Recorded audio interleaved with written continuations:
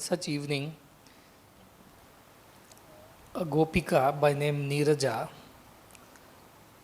who was newly married to Gokula. She came as a newly wed bride. And she had heard about Krishna's glory, Krishna's beauty, Krishna's charm, but had not seen Krishna still.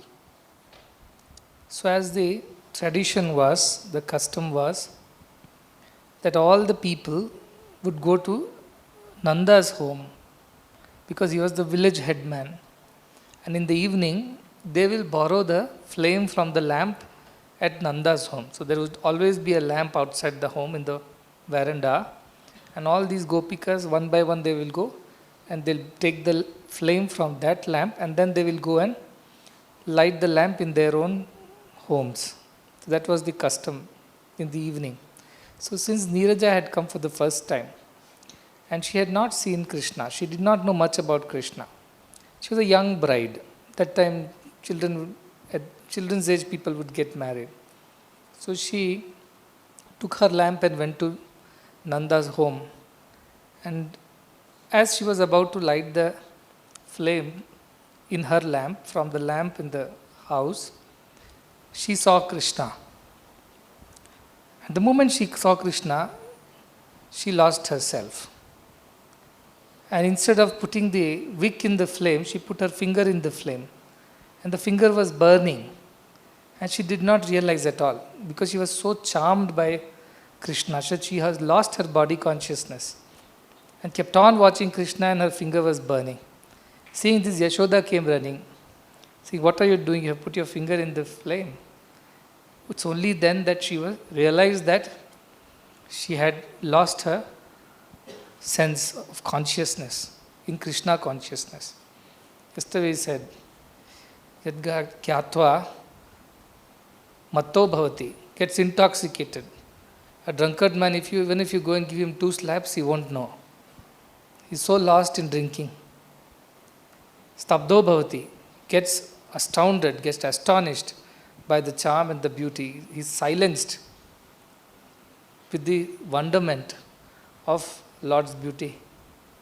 Then gets bhakti, atma ramo bhavati, gets immersed in one's own self, withdraws from the outside and gets inside one's own self. Atmastaha becomes established in one's own self.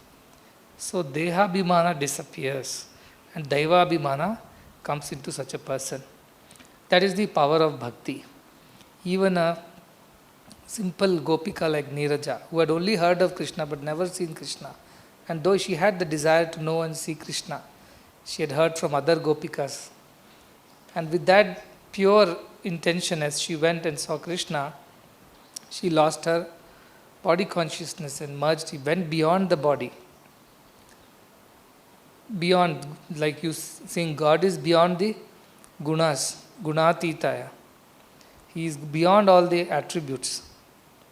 Likewise, the mind of the devotee goes beyond all the gunas, beyond all the attributes, beyond all the vikaras, beyond the body and senses and the mind, and gets absorbed in the mind, gets absorbed in the Lord. That is what we learned yesterday. When Arjuna asks Krishna, who is the better of the two? Whom do you consider as a better yogi? And Krishna, first answer he gives is Maya Vesha Manoyema. The one who has merged his mind in me. Nitya Yukta Upasate, on a consistent, Ananya Bhakti, consistent basis he remembers me. Shraddhavan, the one who is Shraddha, that is the devotee which is, I consider as the greatest, who has merged his mind in God. Whichever bhava, it may be bhakti bhava, it may be jnana, whichever yoga, the one who has merged his mind in me, Maya Veshita Chetasa, completely merged his being, mano buddhi in me, such a devotee is truly the greatest of the devotees, he says. So whether you merge your mind through bhakti or jnana is the next part of the slokas where he says, yes, if you can be that way. Sarvendriya gramam, you contain or control all your senses. Sarvatra samabuddhaya, maintain equanimity everywhere. Sarvabhuta hite rataha, you involve yourself in the service and welfare of the others with purity and selflessness, you also are, you also attain, even if you worship the Nirakara form, even then you will also, Aksharam Avyaktam, he says, that also will come to me. And finally he concludes on this Upadesha. He, conclusive line he draws, he says, Dehavadbhiravapyate, the one who has body consciousness. It is difficult for such a person to imagine God as the formless, as the nameless, formless, attributeless personality, a being.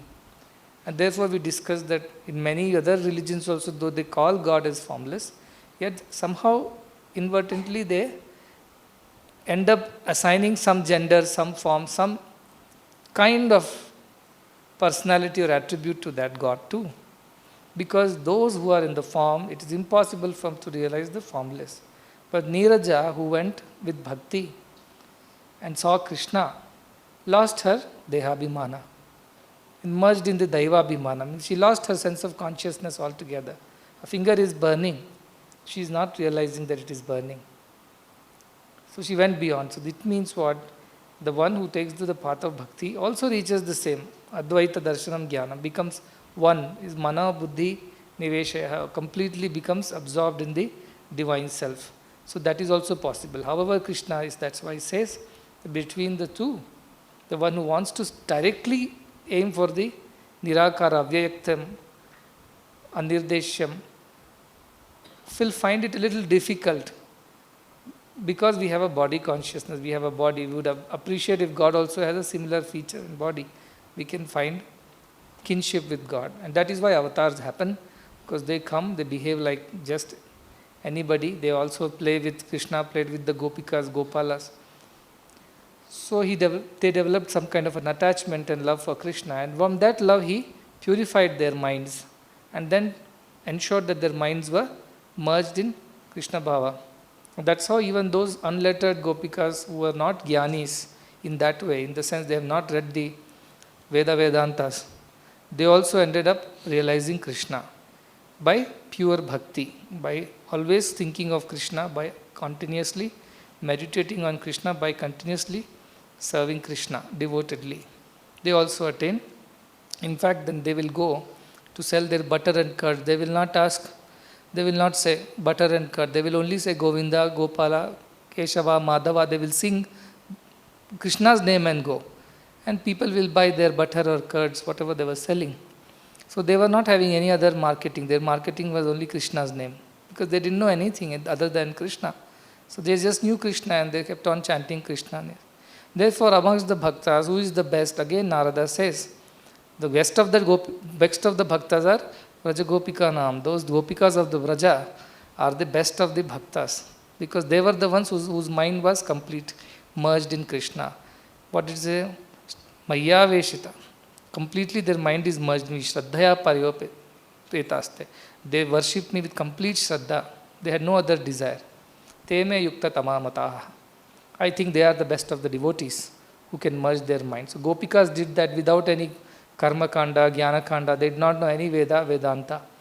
It so happened that when Krishna left Vrindavan and went back to Mathura, the Uddhava was there. And they had a discussion and Krishna explained to him how beautiful is the love of Gopikas, and Krishna was shedding tears. So Uddhava said, if you only are crying so much, imagine how the Gopikas must be. They all will be truly, truly suffering there without you. He said, of course they will be suffering. Why don't you go and console them? So Uddhava said, yes, it is my moral duty to go and console them. I will go and tell them that you are also very sad away from them. And you are. So when he came back to preach to the Gopikas about Krishna and saying that Krishna is there and he is suffering and he is also sad away from you, the Gopikas had no sorrow at all. They were happy. Then he asked, the best of the Gopikas, he asked, how is it that I thought you all will be shedding tears and crying? He said, we have realized that Krishna is not away from us.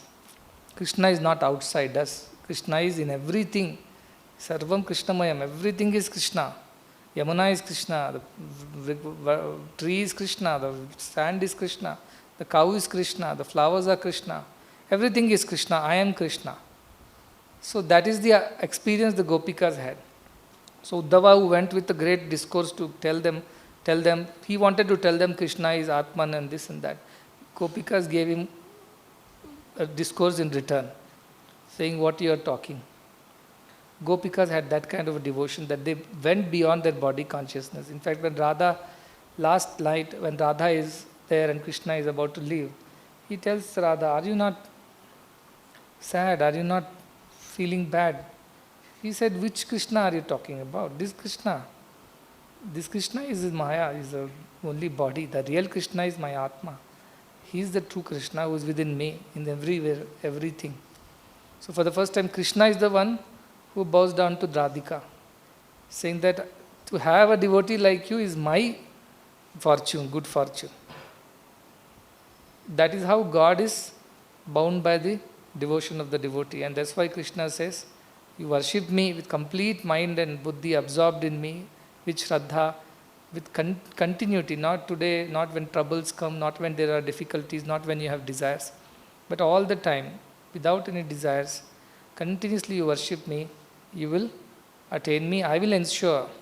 He says, I will ensure that I take you across the ocean of samsara. Those are now the discussion in the coming shlokas. So they Etu sarvani karmani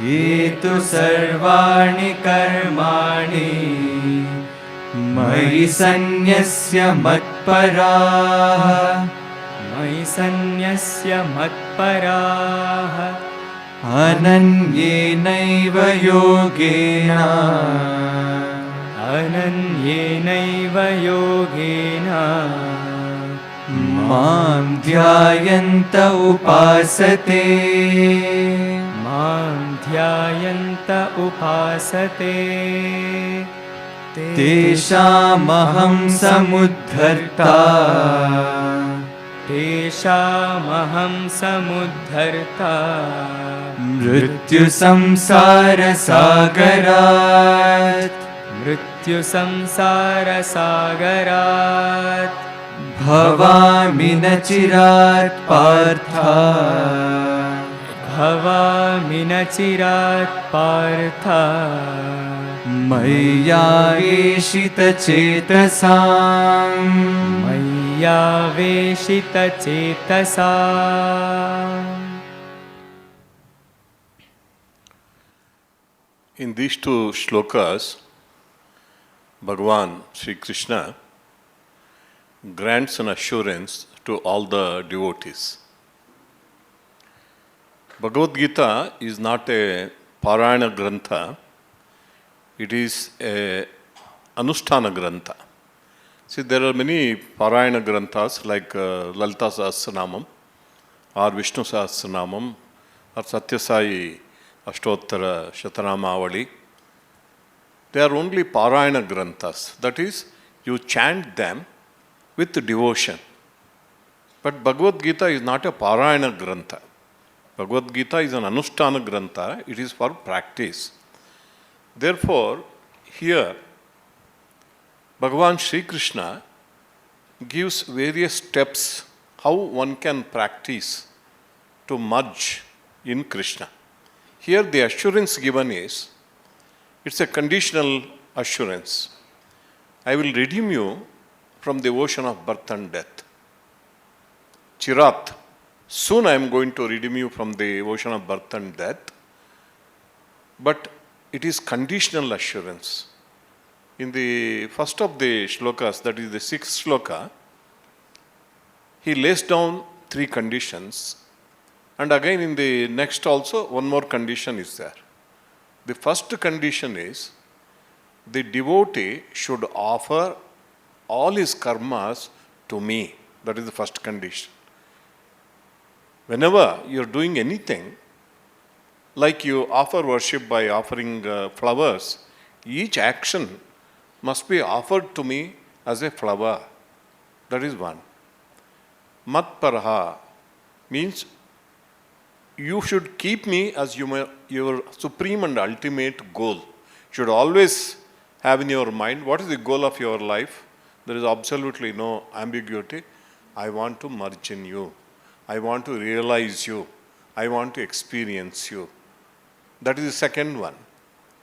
And third is Ananyena Yogena, he says.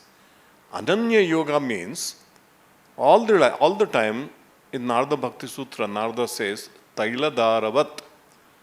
When you pour oil from one container to another, the thread is not broken. It is continuous, absolutely continuous. So like that, without any distractions, Ananya, Yoga, merging your mind in me. And in the next shloka, Maya Veshita Chetasam. You should merge your mind in me. Like what Swami was telling. These Gopikas, though they were unlettered, they were not scholars. Scholarship is not required on the path of God. They had the highest purity of heart and purity of mind. How did it come to them? That is why it is said they were sages who had prayed, who had done a lot of penance, that purified their minds. They prayed to God, next time when you come down to the earth, we want to spend our time with you. Therefore, they were not unlettered girls or ladies. They were the sages with highest purity of heart. See, once you have purity of heart, nothing is required. Anything can give you that kind of God realization and God experience, like Swami was telling us a day before yesterday. As a kid, Ramakrishna Paramahamsa, see, he never studied beyond third class, third standard. In fact, he could not pronounce many words. People used to make fun of him.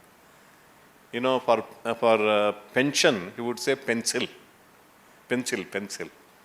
And even Swami Vivekananda, his Guru boys would call him Loren, not Naren, because Ramakrishna was pronouncing it as Loren. So they were calling him as Loren. Such a person, even when he was a kid of 7-8 years, you know, one day he was walking in paddy field on the bund between two fields, and there were dark clouds, and he saw cranes flying. Once he saw, he entered into Bhava Samadhi. He lost himself. How did it happen? Because of purity of mind. Therefore, all the sadhana is for attaining purity of mind. Here also, Krishna is giving the assurance. On this condition, you have to do it. Mayyeva mana adhatsva Mayyeva mana adhatsva Mayi buddhim niveshaya Mayi buddhim niveshaya Nivasishyasi mayyeva Nivasishyasi mayyeva Atavurdhvam na samshayaha Atavurdhvam na samshayaha. Like a very good teacher who teaches the minimum content with maximum stress. Here he tells Arjuna, without doubt you are going to attain me. Without doubt. But he repeats the conditions. You have to merge your mind in me. You have to merge your buddhi in me, intellect also in me. And then you will live in me. You will reside in me only. This is just a repetition of the previous conditions, because he wants to tell, with stress, this is all you need to do, and you are no doubt, atavurdham na samshayaha, there is absolutely no doubt that you are going to attain. Atha chittam samadhatum Atha chittam samadhatum Na shaknoshi mayi sthiram Na shaknoshi mayi sthiram अभ्यासयोगेन ततः अभ्यासयोगेन ततः मामिच्छाप्तुं Dhananjay मामिच्छाप्तुं Dhananjay. And Krishna said, you have to merge your mind in me, intellect in me. It's so easy for him to say. And Arjuna immediately got a doubt in his mind. You say that I have to merge my mind and my intellect, but I have absolutely no control over my mind. And mind is so fickle. It's so difficult to control. See, that question came up in Arjuna's mind. Here, this is the greatness of Sri Krishna as the Jagat Guru. As a great teacher, see, any teacher has to go down to the level of the student. If he keeps teaching only at his level, the students will never understand. And a good teacher should not assume that already the students have understood. He goes down to his level and finds out, and step by step he tells, in this particular shloka he says, fine, if you are not able to focus your mind on me, still you can continue in your spiritual effort, spiritual practice, by resorting to Abhyasa Yoga. And what is this Abhyasa Yoga? This Abhyasa Yoga, more light, I pray to Swami to throw, what is this Abhyasa Yoga? As I understand, I will tell you. There are two aspects to it. One is the internal aspect. Second is the external aspect. Abhyasa Yoga. Exercise. Abhyasa means exercise. What is it? The internal thing is, for every one of us, in spite of knowing fully well intellectually that God is supreme, God is permanent, world is temporary, and it is dukkhalayam, ashashvatam, anityam, asukam, the intellect knows, but still mind keeps oscillating between God and the world. Once I had the good opportunity to ask Swami long back, Swami, there are people who don't know the taste of God's name or God's glory. Their minds naturally go towards the worldly pleasures and worldly attachments. But why even a person who has once experienced some kind of joy and bliss by experiencing God within himself or in the company of God, in satsang, somewhere he has experienced that bliss, why again that mind should go back to the worldly pleasures and worldly attachments? I asked Swami, and Swami said, Chudu Bangaru, Dvaita Bhavamu unde varaku idi tappindi kaadu. As long as you have the sense of duality, you can't escape this. The only way you can escape this is you have to experience oneness with God all the time, unity with God all the time. That Advaita Bhava you have to experience. Once you get into duality, whatever you are, you may be a sage, you may be a saint, you may be a muni, whatever you are, the mind will naturally, like a stone which is thrown up, will go down because of the gravitational pull. The mind will go. That is what Swami said. Therefore, Abhyasa Yoga, internal part is Pratyahara and Dharana. What is Pratyahara? Again and again the mind goes to worldly things. You have Pratyahara means withdraw the mind from the worldly obsession and again focus it on God. That is Dharana. The internal aspect of this Abhyasa Yoga is you have to keep doing this exercise. How long you want to do this exercise? As long as mind keeps going back to the worldly things. It's an exercise you continue to, that is Abhyasa Yoga. But to help this externally, we can have a good spiritual routine. Like every morning, when sun rises, I will chant Aditya Hrudayam. I will pray for that energy of Surya. Like, it was Rama was taught by sage Agastya this Aditya Hrudayam first time in the Ramayana because he was so depressed. Rama was depressed because every time he tried to kill Ravana, he chops off the heads. Again and again the heads are coming up. He doesn't know. Then Agastya appears and tells him. Therefore, it is symbolic to get over, to conquer the worldly desire, that Ravana thing. You can draw the energy from the sun god. Okay, Aditya Hrudayam. Or you can chant Lalita Sahasranamam morning, or chant Vishnu Sahasranamam. Some ritualistic puja, Shodashopchara puja, some kind of offering up. This is external part. Whether your mind is completely on it or not, you have to do it regularly. You fix up a particular time and keep on doing that abhyasa, whether mind is there or not. What happens with us, we decide, tomorrow I am going to have a dhyanam from 15 minutes, 20 minutes. You sit down, the mind is not focused on God, it goes everywhere else. And what you tell yourself, what is the use of doing jhana mechanically? There is no feeling, and you will get up. What here Abhyasa Yoga, Krishna is telling is, whether you are doing it mechanically or otherwise, don't escape from that routine. Keep repeating it. At the same time, internally, you try to focus your mind on God. So, if you are not able to completely merge your mind, at least follow this Abhyasa Yoga. That is what he is telling.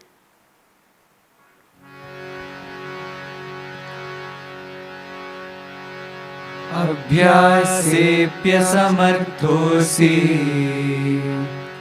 अभ्यासेऽप्यसमर्थोऽसि मत्कर्म परमो भव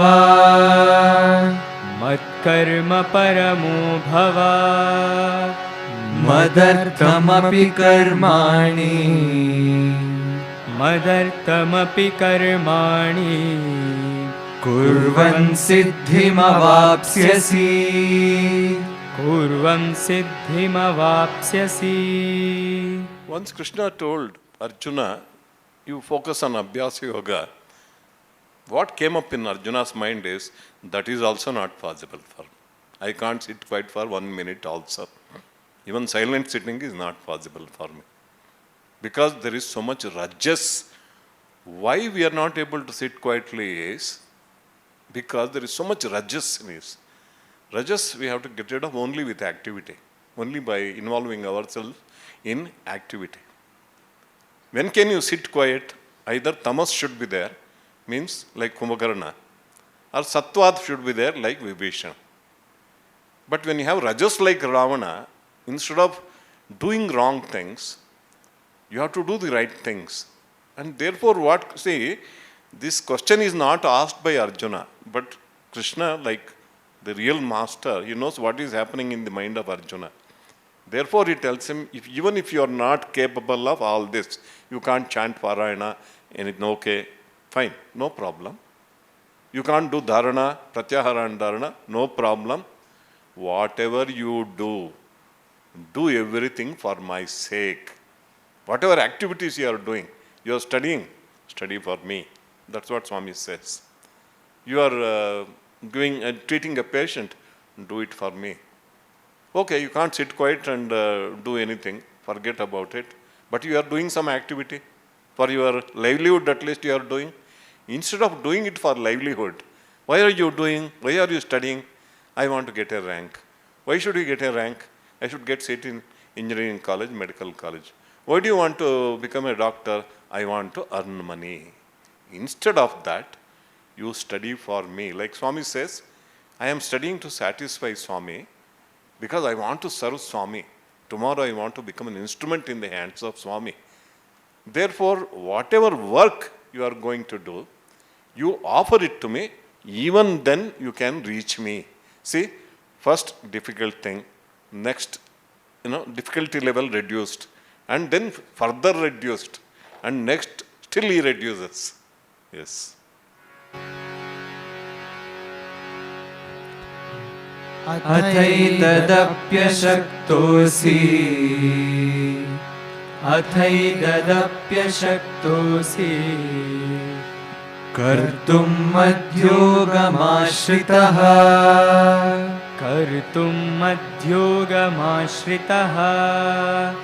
सर्वकर्मफलत्यागम्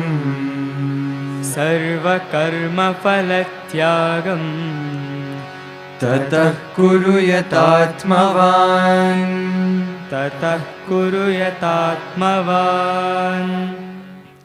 Arjuna feels even difficulty is there. Okay, I can fight a battle. I can involve myself in activity, but I will not be able to offer it to God, offer it to you all the time. I can't remember you also, I forget you.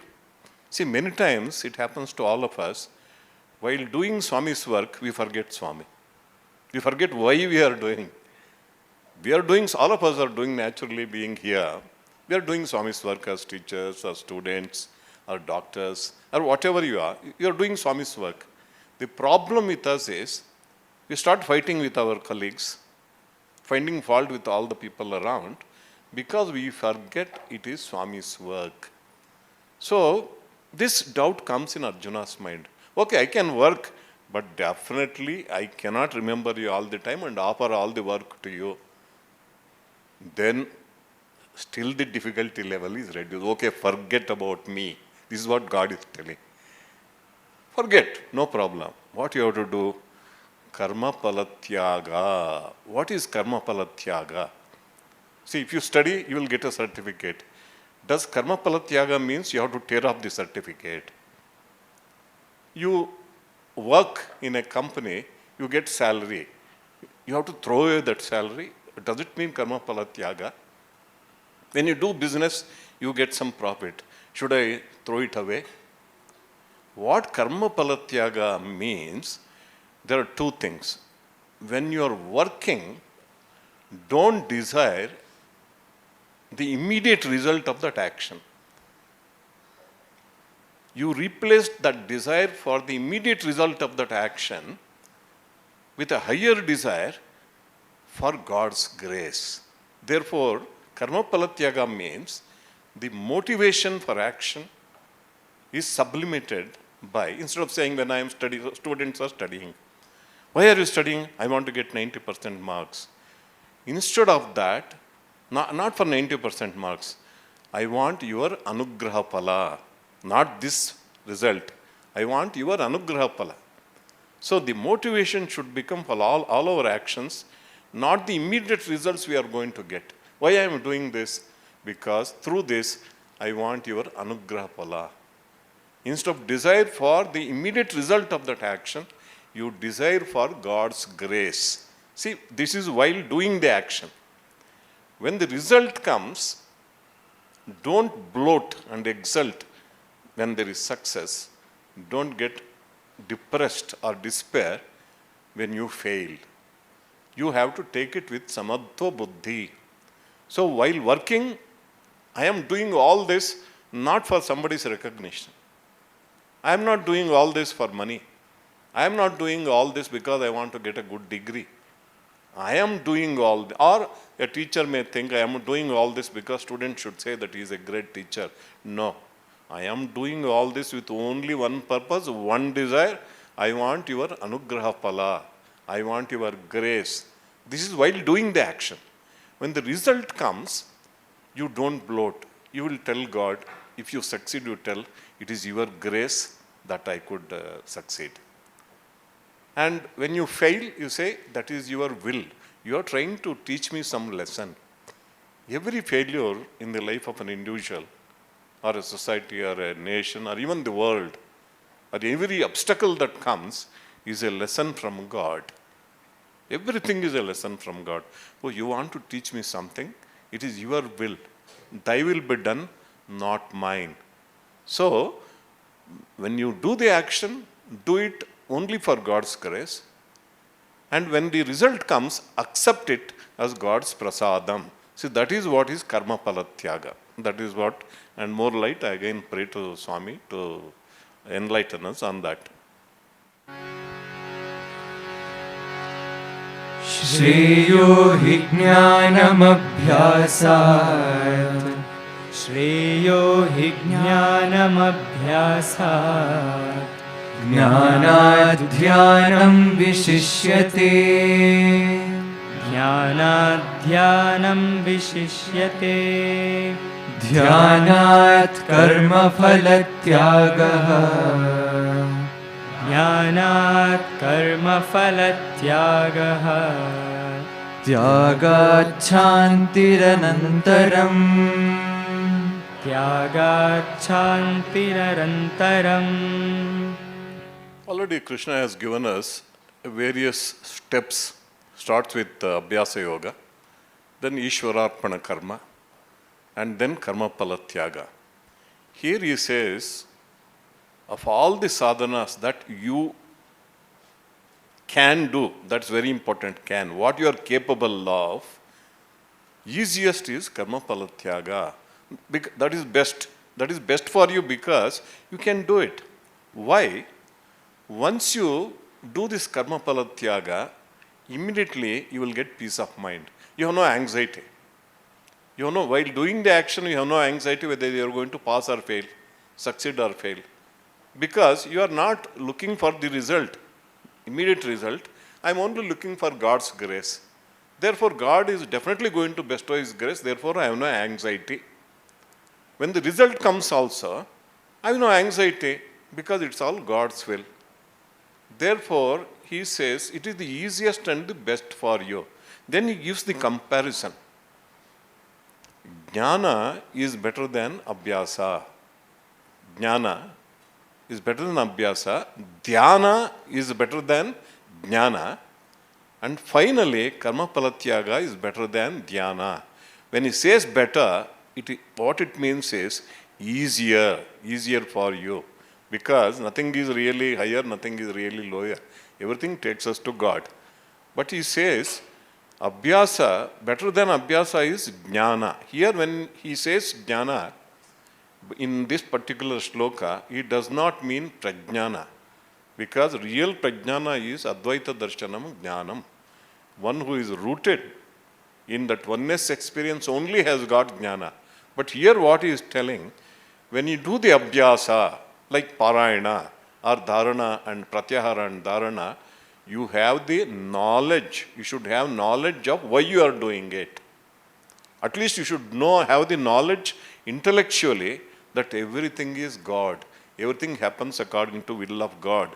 Everything belongs to God. In fact, everything is God. See, intellectually I can have it. If you know this, then that jnana is better than just doing abhyasa mechanically.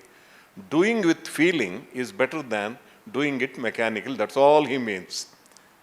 See, not doing it is the worst. Doing it mechanically is next best. But the next best is to do it with proper knowledge and proper feeling.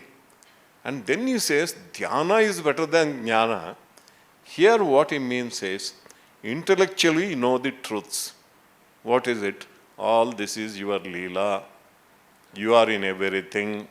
Everything belongs to you. Everything goes on according to your will. You are everything. All this you know. You sit down and meditate on these truths. Contemplate on these truths so that these truths which are in your head will sink into your heart. You know, it makes such a huge difference in your life. When I say you are everything, only from my lips, I don't get any experience. When I meditate upon it, when I get that experience that everything is yourself, immediately you tumble into that divine joy. Therefore, that is what he says. Mechanical doing is okay. It is better than not doing. But doing with feeling and knowledge is better than doing mechanically. Finally, this nididhyasana, experiencing the truth which you know through your head, that is definitely better. But better than that is, you are not capable of any of these things. Abhyasa, you are not capable. Dhyana is out of question. And jnana, no. It is out of my mind. Don't bother. Do every action but do karma palatyaga. Whatever you do, you are not capable of remembering me, offering me, no problem. You have to do it with the only motivation. You are doing all this only to win God's grace.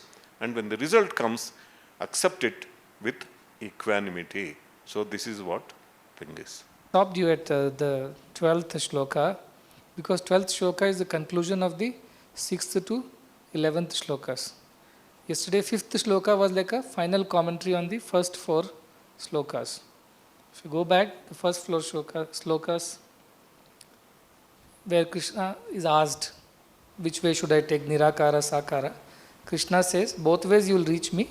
However, Sakara Bhakti is the easier way. That is how he concludes. Now Krishna goes further in these next 6 shlokas, saying what is the method of worshipping me? What is the method of attaining me? What are the practices? What are the steps that you can undertake? So from there he starts, as he has already explained.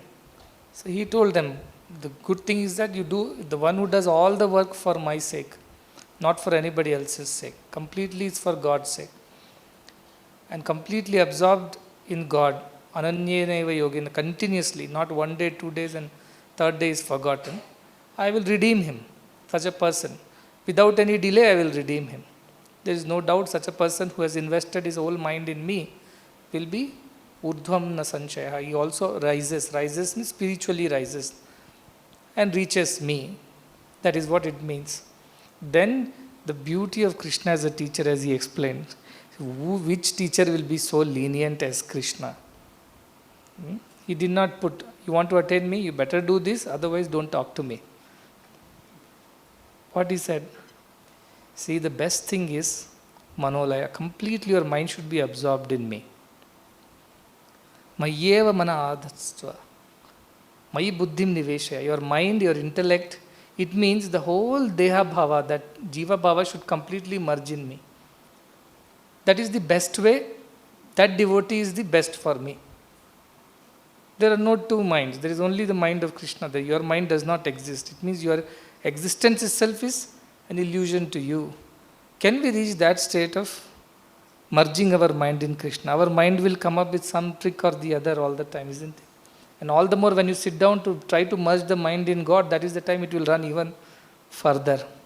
That is why in earlier Bhagavad Gita's earlier chapters, Krishna says, this discussion is already over. That is why Krishna knows that this Arjuna will not be convinced by this idea. Because Arjuna earlier cried, Chanchalami Mana Krishna, like our students complain, sir, this subject too tough, sir. I can't study. So already argument is over. Chanchalami Mana Krishna, Pramadi Balavadranam, with very difficult to catch hold of this mind. I cannot do this.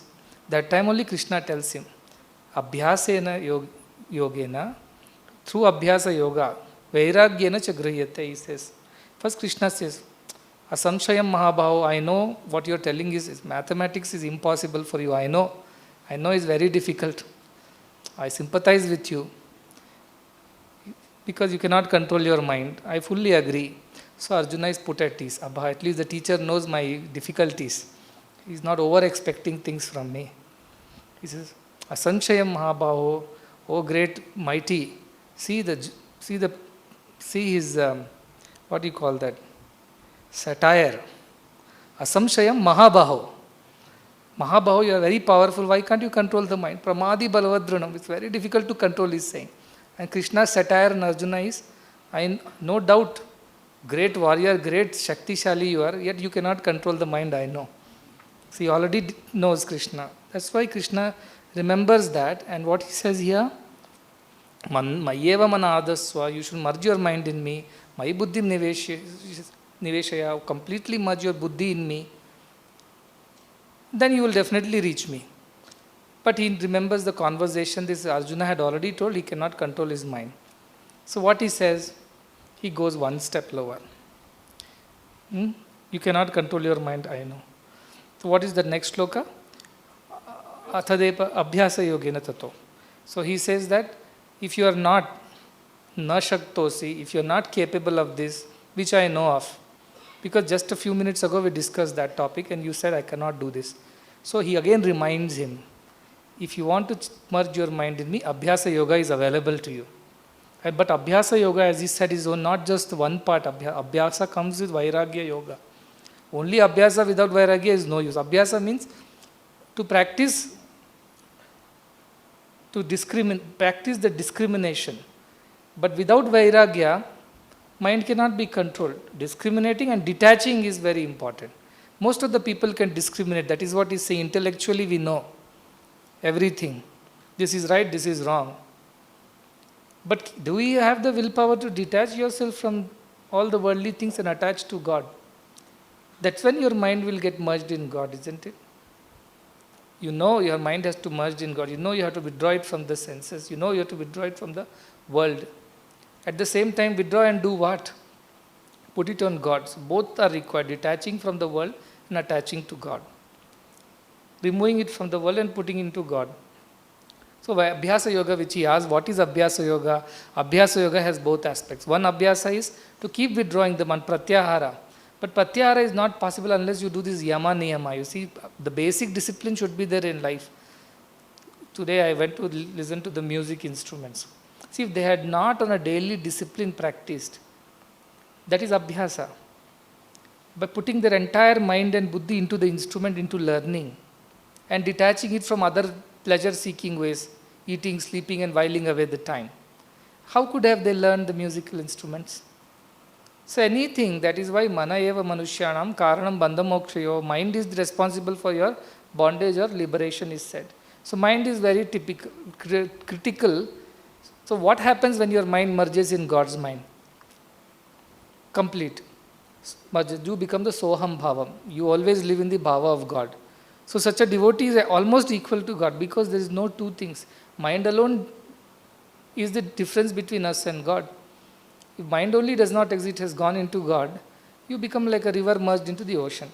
So what Krishna said in the very first step, merge your mind, means you truly attain that highest of all practices, which is to totally merge in the mind. So you may ask, if I merge the mind in God, tomorrow will I be able to study? Will I be able to carry on with my other activities? Because my mind only is not there, God is saying, it has gone to God.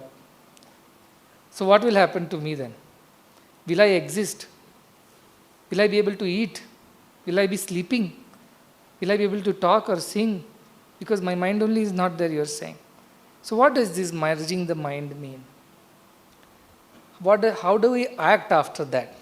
See, very beautifully, Ashtavakra gives example. He says, such a person by yogi who has become detached, his mind is completely merged in that God. He is like a dry leaf who is moving because of the wind, but not because of its own. A dry leaf keeps flying everywhere. It looks very busy. Doesn't it look like? But it is not a bird which is flying on its own. It is flying because of the winds. So based on the circumstances, situation, what needs to be done, you will do.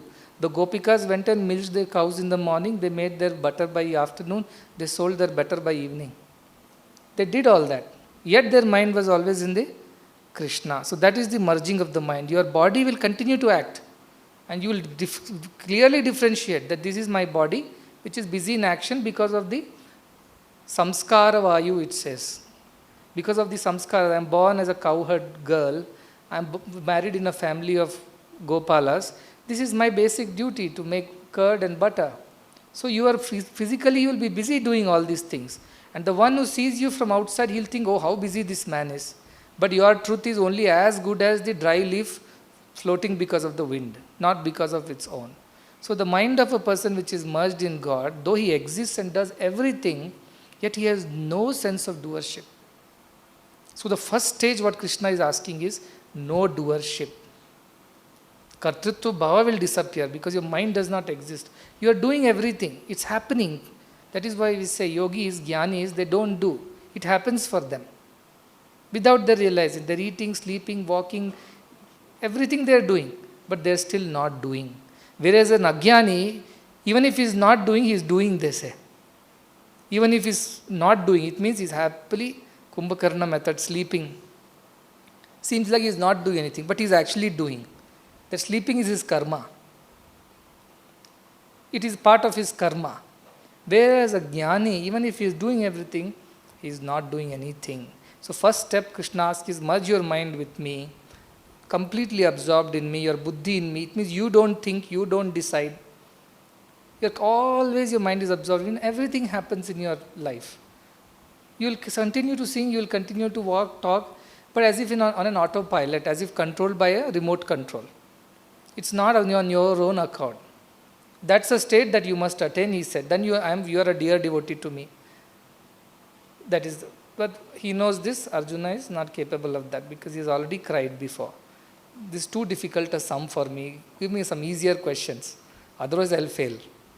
So the teacher, the Krishna, compassionate, says this Arjuna is not capable of merging the mind. Arjuna, again, don't take it as one single person. It is the dilemma of everybody who is sitting here. Can we attain that state where we are, even if we are walking, we don't know that we are walking? It's God who is walking through us, talking through us, moving through us, eating through us, experiencing everything through us. I am not physically, as an individual, I am not a part of this experience. How many can raise themselves to that level? Difficult. So then Krishna says, okay, I will make it easier for you. At least pass. If you got this, you would have been the best of the devotee. 100% in distinction. But okay, at least let us try for first class. So he says, do this much. I will reduce the level of your difficulty. What is the level of difficulty? He says, try it. Abhyasa you do. Straight away, if you cannot reach that, keep trying. And abhyasa and vairagya both should go together. Discriminate, detach from the world, so that more and more your mind will get attached to me.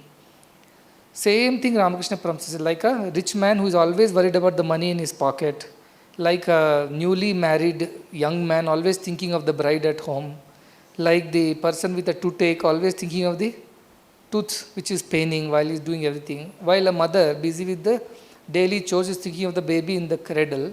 Likewise, think of God while you do all the other activities. So what Krishna tells next, abhyasa you do to merge the mind, not possible, do everything for my sake. Matkarma paramo, you do it for my sake. That you can do. You cannot think that no, I am not singing, it is actually Swami only singing through me. It is actually Swami only teaching through me, eating through me, sleeping through me. It's not possible for us at this stage. So what you can do, whatever I do, I will do it for Swami's sake. Sincerely, without any, some things for Swami's sake, some things not for Swami's sake, not. It means what if everything you have to do for God's sake, can you do anything wrong? Can you do anything bad? Can you do anything evil? It's not possible. Is it possible? Can a murderer say that I want to murder this person for God's sake? Not Arjuna's case, that is Dharma Yuddha. Ours will become Karma Yuddha if we go and fight with others. I cannot do anything evil because I want to do it for God's sake. At the end of the day, I have to show my face to God. I have to answer Him, why did I do this when I am doing it for His sake? So He says, do one thing, mat karma paramo bhava. Please do that. At least whatever you are doing, offer it to me. Yad juhoshi, yad dashnashi, yad dadasi, yad tapasyasi tu kaunteya, kurushva madarpanam. Do it for my sake. Let us be done with that. If you cannot think that I am the doer, means total naham, total soham bhavam you cannot do, at least naham bhavam you come. I not me, it's all for God's sake, it's not for my sake. I do my work for God's sake. That much can you do, he is asking. And he must have seen the expression on Arjuna's face like the expression on most of your faces. So then Krishna thought this is also not going to work. He will not even attempt the question paper. So I have to give him one more choice. Athadapi asamartosi, even this if you are incapable of. See, he did not reject him. Useless student. No. He says, even if this you are incapable of, kartum karma mad ashraya, you depend on me and do the work. It means what? Become an instrument. Depend on me. It says, no, ashraya, one word is there. Ashraya means what? You depend on me and do. Means what? From the doer and doing, first is no doership. That is not possible. Now have the doership. But at least offer it to me. Do it for my sake. That also is not possible. Depend on me. Become an instrument of mine. Kartum udyoga ashraya. You do it dependent on me as an instrument of mine. What is the instrument of mine? Same thing, he said, I'm studying, I want to be a good doctor, so that I'm a lot of children write letters, Swami, make a good instrument of yours. I want to do your work. I want you to do your work through me. So last he's saying nimitta matram, at least become an instrument of mine. Think like that, I am an instrument of God. Can you do that at least? Because through that also you will attain me, he says. But not in the very first stage. Through that you will reach a stage of, from nimittam you will reach the stage of naham, from naham you will reach stage of soham and become him. So he knows that there is a method, but it's a lower step. Now what he says, at least become an instrument. That karma phala tyaga, when is it possible for us, you tell? If you have a doership, it's very difficult to say karma phala tyaga. Very difficult. Think of it once. You have worked so hard from morning till evening and you have earned some money. It's very difficult for you to say, I will renounce this. Karma phala tyaga. But when you think, God has done this through you, you are only an instrument of God. He is the owner, I am only a servant of God. When you think like that, what happens? It's easier to get rid of our karma phala. So what he has done, he has brought it down to one more level lower, saying that become an instrument. So again I repeat, first stage he said, completely absorb your mind in me, buddhi in me, you do not even think of doing anything. Everything will be done through God's will and you are just a witness. Can you reach that stage? No, because your mind is not steady. It can never live in that state for too long. So do one thing, have the doership. You only are the doer. But ensure that you do it for my sake, not for your sake, without any selfish motives. That also is not possible. Think you are an instrument in the hands of God, so that it's easy for you to get rid of the karma phala tyaga is easy for you. So at the end of that you say Krishnarpanamastu. Second stage. Third stage, I am only an instrument, nimitta matram. So something goes wrong. He said, you cannot become happy when something goes right. You will not become sad when something goes wrong. Because what is the fault of a scalpel? In the operation, it's the doctor who is operating. Suppose the operation goes right and becomes successful, the scalpel is not going to enjoy the success. If the operation fails and the person reaches the Vaikuntha, then what happens? Then also you don't have to blame yourself, because you have done everything best to your ability as an instrument.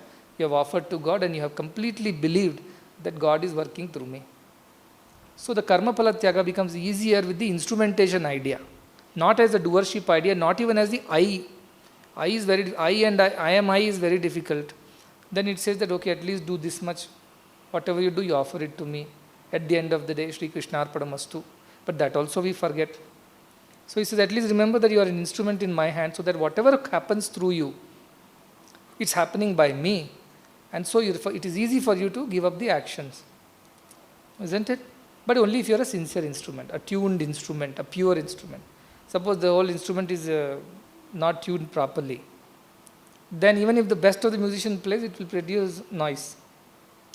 Likewise, you try to remain a good instrument of mine, and all the karma phala tyaga you can do easily after that.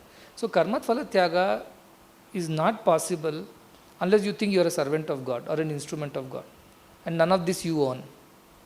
The ownership goes away. So very easy that you become an instrument, do it for God's sake. Everything will fall in place.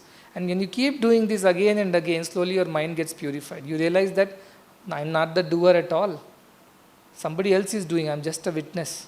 And slowly that feeling will become stronger and stronger till your mind is so merged in God that you don't realize what you are doing. Like the Nirja puts her finger into the flame and does not realize what she is doing. Everything happens. They are selling butter and curd, they are chanting Krishna Madhava, and butter and curds are getting sold. And they don't know what is happening. So that stage to reach, start with the instrumentation stage, where you can, something goes right, some bhajan you sang very well, despite your best efforts, you couldn't sing well today. If you really had the feeling that I have done my best, it is nimitta matramayam. It's gone wrong, that is, I completely leave it to God, the results. Because why I am saying this karma phala tyaga and leaving the results to God is important, because that is what is going to lead to the next sets of shlokas. Unless you develop this attitude, karma phala tyaga, this anapeksha, shuchi, none of this is possible. Unless you think you are an instrument of God, the minimum level, the next set of shlokas are not going to make any sense to you. They will be all flying above the head. So Krishna nicely concludes at the end of these slokas. What does he say? He says, Shreho Jnanam Abhyasad. Simply doing without realizing, without even having sense of offering, without having any feeling, simply mechanically. A lot of pujaris do, no? Mechanical puja. Look at that. The little feeling also is not there. I am worshipping the very God. After you don't even know what he's chanting. After some time, no? Can't even make out which name is chanting. And how they throw flowers? I've seen that. Even here, our priests are very good. Navratri, Oma, they are quite sincere. Especially when I am around, they are very, very sincere. But I have seen this happening.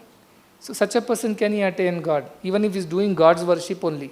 I am not even telling you do your professional work, other works. His profession is worship.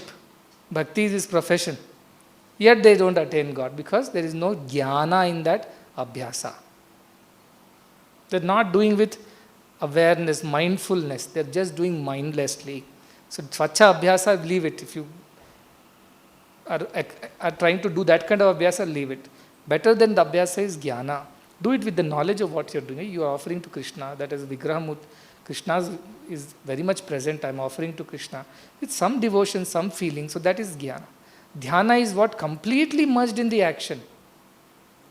You are one with the action. Like who says? Yes, you only said. The instrument becomes one with the player. So much you are absorbed in your doing. All these are not possible for this. So he says, better is to not doing anything. As he said, you do something, but doing it mechanically is not good. So do it with the knowledge of why you are doing. You know that story. One cat was kept under a basket with a stone on it, Satyanarayan Puja. You know that? So there was a list which was sent. All the ingredients for puja. What is the puja ingredient? One cat, one basket, one stone. So they said all the other things are okay. Then Archana, Kumkum, Pushpa, all these are okay. But what is this cat with a basket and a stone? They said, then they dug and found out at some point in time when they were doing a Satyanarayan Puja in the home, a lot of these mice, the rats were there. They were disturbing because there was milk, there was curd, there was sweets. So the mice were coming and disturbing the puja. So somebody suggested that next time when we are having a puja, better to keep a cat. So these mice won't come and disturb. So they bought a cat and kept it. After some time, this cat started making noise. The milk it wanted to drink, it wanted to taste the curd. So they said how to control this cat. To get a basket, put the cat under the basket. But cat will be capable of throwing the basket away. So put a stone on top of the basket. So now every Satyanarayana Puja, in the list of things, this is what? Shreyohi Jnanam Abhyasat. Don't do mechanically without knowledge of what you are doing. Do it with the knowledge. Neen pakoda tinte neekemi koduva. Without knowledge. The singing is without knowledge. That's why I asked, do you know the meaning of what you are singing? Do you know the meaning of what you are chanting? Because you are doing abhyasa without jnana. It is not good. So he says, Shreya Jnanam Abhyasad. Jnana Dhyanam Vishishyate. If you become one with your song, if you completely contemplate, you are chanting Aham Nirvikalpo Nirakara Rupo. Suppose you are chanting with the knowledge. Now you know the meaning of the slokas. But if you realize the meaning, dhyana, it is even better, isn't it? Because then you really benefit out of whatever you are doing. But beyond that, the easiest way is karma palatyaga, because all these require some decent effort. But karma palatyaga is very easy. I am only a servant. Nothing belongs to me. I am just a servant of God. At the end of it, I offer it back. But that is why when Narasimhamurti initially said, Swami, we are building so many campuses. First you started with 1, now you make it 2, then you say 4. How are we going to do that? I told him, you are a watchman. I am the chairman. I am the chairman, you are the watchman. Why are you worried? You leave it to me. Why should watchman be worried of the house? Chairman or the owner of the house will worry about the house. Watchman should stand at the gate and ensure the duty given to him is being done. That is what I am saying, karma palatyaga. I am only a servant of God. See, unless you get this concept of karma palatyaga right, the next set of shlokas will not make sense to you. That is why I am again and again and again repeating like Krishna. Understand that easiest and the best way is to do is karma phala tyaga. The next best, the higher than this is offer everything to God. Or highest is I am not the doer at all. God only is the doer. But all these we are incapable of. So at least, okay, I have done my best. I have done in nimitta matram. God only has done everything through me. I have done the karma phala tyaga to God. Whatever happens, good, bad, it is God's will. See, it is you are thinking that Krishna is making it too simple for Arjuna. That can't you remember God? As he said, can't you remember God whole day? We forget God at times, isn't it? We forget God only while doing God's work. Best classic example is of Narada, who said, who is the greatest devotee? And Vishnu said, one farmer is there down on earth, he is the greatest devotee. And what did Narada say? He felt insulted. I chant your name 24 hours. I should be the greater devotee. Ananya bhakta, I am continuously upasate. And why should you not call me greatest devotee? Then he understood this Narada has developed ego. He needs to be taught a lesson. So he told you, go and check what does he do. So he went down, checked the farmer, woke up in the morning, remembered Krishna, went about doing his daily ablutions, and then he went to his field. In the afternoon, as he ate his food, he remembered Krishna, and then he continued to do his work. In the evening, when he came back, third time he remembered Sri Krishna, and then he went to sleep. So Narada counted 1, 2, 3. 3 times only he chanted in the whole day. I chant all the time, Narayana, Narayana, Narayana. I keep chanting. He has chanted 3 times Narayana, Narayana, 3 times. How can he be a greater devotee? So he called, we came back to Vaikuntha and was very upset. So Narayana was ready to teach him the lesson. He said, Swami, they have chanted, only 3 times they chanted your name. He chanted, I chant all the time. He said, here I'll give you a small work. If you can do that, you will be the greatest devotee. Oh sure, I will, he has to win the competition. So he gave him an oil vessel full of oil, a patram, and told you, put it on your head and go around the Brahmanda once. When you come back to Vaikuntha, make sure that not one drop of oil spills from this vessel. Can you do that for me? He said, this is no work at all. I will do it any time. So he put that oil vessel on his head. Carefully he went around the Brahmanda, finished the whole production of Brahmanda, came back to Vaikuntha. And very proudly said, not even one drop of oil fell from the vessel. And Narayana said, leave that aside. How many times you chanted my name? Then he remembered, not even once he chanted. Because he was all busy thinking of the oil and oil not falling. So he said, how can you be a devotee at all? When I give you some work, you cannot remember me even once. So Narada only cannot remember Narayana when he gets a small job to do. When we do our daily jobs, how is it possible for us to remember Krishna all the time? Though Ramakrishna says that remember like the toothache, remember like the miser's money, but it is so difficult. So Krishna brings down that level, says, okay, at the end of the day, just offer it to me. That is also not possible. Then be an instrument, karma phala tyaga you do. Whatever comes out of it, accept it. As an instrument of mind, do karma phala tyaga. This is how he concludes these shlokas. The next set of shlokas are all going to be the quality of that devotee, whom he loves the most. So you may say, does God has partiality? Does he love one less, one more? One can ask, because he says, Sacha me priyaha, yo me bhakta same priyaha. He goes on telling, those who have these qualities, they are dear to me. So others will say, Swami, I am also devotee, am I not dear to you? Again, I will repeat, you have no right to call yourself a devotee. The upadhi of devotee cannot be attained by you, it has to be given by God. He is my devotee. So that is why I will not even get into the argument whether you love one devotee more, one devotee less. Krishna straight away puts the stand. If you are a devotee, you better have these qualities. If you don't have these qualities, there is no question of you being a devotee. You are still trying to become a devotee. You have not become a devotee. Just because you have a photo of Krishna at home, just because you know Krishna Ashtakam, just because you offer flowers, Naivedyam to Krishna every day, that does not qualify you to be a devotee. You are trying to be a devotee. But who is a devotee? All devotees are dear to God.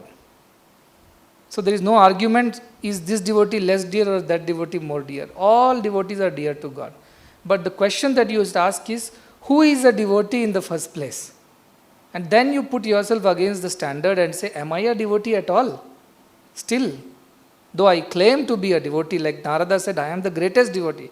Not even a devotee, I am the greatest devotee, he said. He claimed. But am I a devotee at all is the questions you will have to ask yourself from tomorrow.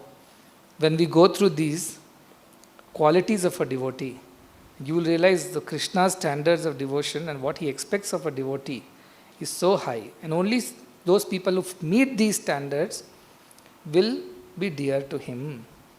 All the others are also there, but they cannot be called as a devotee yet. Just because they know Krishna's name, they chant Krishna's name, or they do bhajans, does not qualify them to be a devotee still.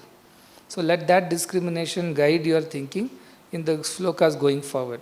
And you may ask us a question, these are the qualities of a devotee. Then how do we become such a devotee? These are the methods he told in the beginning of the chapter. Try to do karma phala tyagam, or try to do sarva karma bhagavad prityartham, or say, completely merge your mind in me and say, I am not the doer. Kartritva bhavamul you get rid of. So you at least start with, so you will obviously ask, if you expect me to raise to these standards, how am I going to come there? And Krishna has already told, best way to reach there is, give up the kartritva bhavam. Next best way is, be a karta, at the same time you karma phala, bhagavad prityartham. Third is karma phala tyagam. These are the 3 steps he told. So if you want to become the devotee which is described in the coming shlokas, you know what are the 3 methods to do that. The best method is aham naham, I am not there, I am not the karta at all. But very difficult to feel that way. Second best method is karma bhagavad prityartham. Do it for God's sake. Third is karma palatyagam. At least if you begin somewhere, it's possible that you will reach that stage and all these qualities will manifest. And the beauty of these qualities are that they are not independent. They are all one quality only described in so many ways. Ekam sat, bahudha vadante. It is one quality. If you become anapeksha, you will become shuchi, you will become daksha, you will become nirmama, you will become nirahankara, adveshta. All these will start coming to you. If one of these series of qualities that Krishna describes you develop by either of these practices, karma palatyagam, karma bhagavad prityartham, or akartatva bhavam, either of these you do and I develop this feeling, even if one quality you develop, anapeksha you develop, nirasa, desirelessness, everything will fall in place. So don't get overwhelmed tomorrow by saying, these many qualifications. But truth is that all these are different ways of telling the same one qualification. Sarve guna bhaktim ashrayanti. All these gunas find refuge in bhakti only. So what is bhakti bhava? Even one of these qualities you develop, all other qualities will come by and by to you. One who has no desire, how can he have any dvesha? How can he have any moha? How can he have any ahankara? How can he have any dvaita bhava? So each quality is nothing but a reflection of the other quality, and even if you pick up one and completely anushtana, you practice it in your life. I want to be nirmama. Let that be my life. Let me practice that. Or I want to be nirahankara in all situations. Or let me be having adveshta. Let me have karuna. Let me have maitri. Any one qualities I would expect from tomorrow onwards when you listen to these slokas, each one of you just close your eyes and say, this is one quality that I will practice. I'll try to practice this quality. And what will help me in practicing this? Karma palatyagam, karma prityartham, or akartatva bhavam. Any of these I will take the path. I'll try to practice this continuously. So then this Parayana will become useful.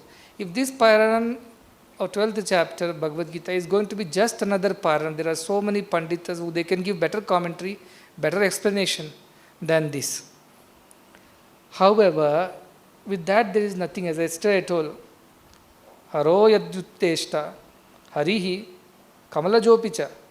Even if Hara, Hari or Brahma gets out here and start discoursing, nothing will happen unless you decide, unless you put that effort. So your effort is important. What is the effort I am expecting? Even if one quality you pick up from the 12th chapter and try with all your sincerity, with Shraddha, to practice in all circumstances.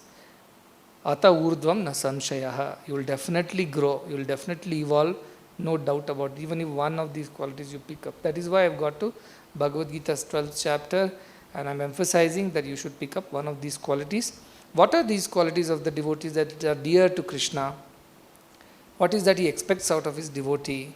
What makes him happy when he sees such a person with this kind of qualities? That is something we will discuss from tomorrow onwards. So like a good teacher, I will summarize this till now. So Arjuna came with the doubt, which is better, Sakara or Nirakara?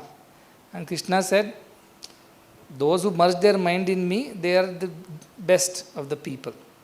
However, even those who follow the Nirakara, they will also reach me. I will save them too. But between the two, Sakara is the easier way. Because you have a body consciousness. That is the first part of the discourse. The second part of the discourse, what he says? Shreyo hi jnanam abhyasad. You practice to merge your mind in me. If not possible, at least do everything for my sake. It's not possible, give up the fruits of your actions to me. That way also you will reach me. Don't simply do mechanically, do it with the knowledge. Better than knowledge is meditate on that thought, understand that completely and do. If none of these you are capable of, the best and easiest is give up the fruit of the action, immediately you will attain peace. If you have done everything right, why should you have a worry about what the result would be? That will be according to what you have sown. You have sown the mango seed, you will get a mango fruit. Why doubt about it? So just do your duty. Nimitta matram, you become an instrument. Results are all in hands of God. That is what Yada Karma, he says that only you have adhikara on the karma. Karmanyava adhikaraste, mahapaleshu kadachana. All this he has already told before. So Bhakti Yoga is another re-emphasis of the same points. So tomorrow when we start, please come with this determination. Don't come swinging your hands that, oh nice, 1 more 2 hours lecture and sitting with Swami. No, I want results. Result in you. That whatever this effort we are putting, each one of you should grow and evolve from here to a better human being. First human being, then comes devotee. To a better human as you are, and then we'll come to the question of devotee. I don't even have to say, you yourself should be able to understand whether you are a devotee or not devotee. There is nothing like half devotee and full devotee, 50% or 30%. Either you are a devotee or you are not a devotee. You may be devotee to the world. People may perceive you as a devotee. I should call you a devotee. So that kind of devotee are you is the question you have to ask from tomorrow, and take one quality and practice. Whichever you feel is easier or comfortable or which you think is possible for you. But then stick to that and don't keep changing. Try Maitri. Didn't work out. Yesterday only I fought with this fellow. Let me try something else. Let me try Anapeksha. I should not have any desire. The first desire is that fellow should come and apologize to me. That is also desire, isn't it? So try to think and use one quality. I am not asking the whole of it. Take one and practice. Become a good devotee. Become dear to God. When you become dear to God, you become near to God. When you become near to God, you become God. That is how you can reach there. Dei mais prema sarvakala, dei prema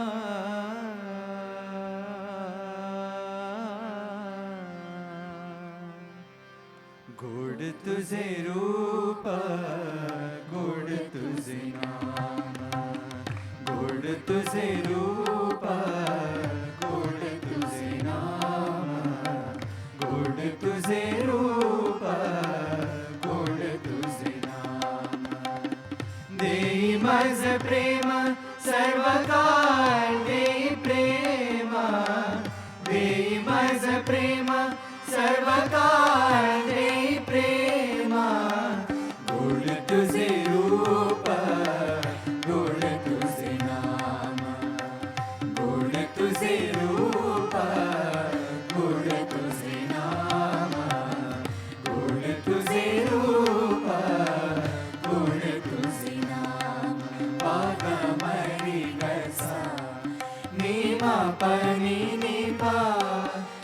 ग म रि ग सा नि म प नि नि पा नि ग रि सा द प म सा नि म प म ग रि स नि सदा माझे डोळा जळू तुझी मूर्ती सदा माझे डोळा जळू तुझी मूर्ती सदा माझे डोळा जळू तुझी मूर्ती रखुमाईच्या पती सोयरिया रखुमाईच्या पती सोयरिया गोड तुझे रूप गोड तुझे नाम गोड तुझे रूप गोड तुझे नाम गोड तुझे रूप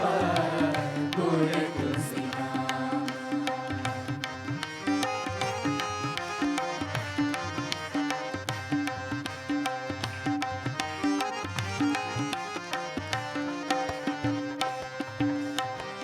विठू माऊली माझी वरदे विठू माऊली हाची वरदे विठू माऊली हाची वरदे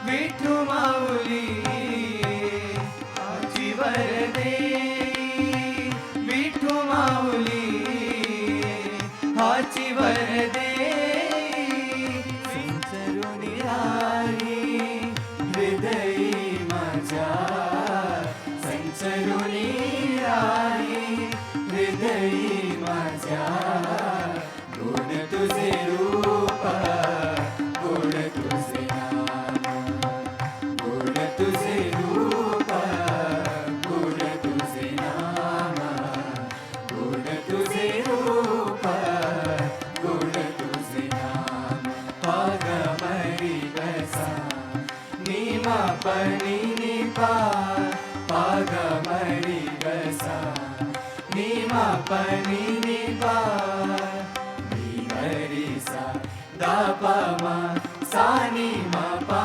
म ग रि स नि तुका म्हणे काही तू अनेक तुका म्हणे काही न मागू अनेक तुका म्हणे काही न मागू अनेक तुझ्या पायी सुख सर्व आहे तुझ्या पायी सुख सर्व आहे गोड तुझे रूप गोड तुझे नाम गोड तुझे रूप गोड तुझे नाम गोड तुझे रूप गोड तुझे नाम देई माझ प्रेम सर्व काळ देई प्रेम देई माझ प्रेम सर्व काळ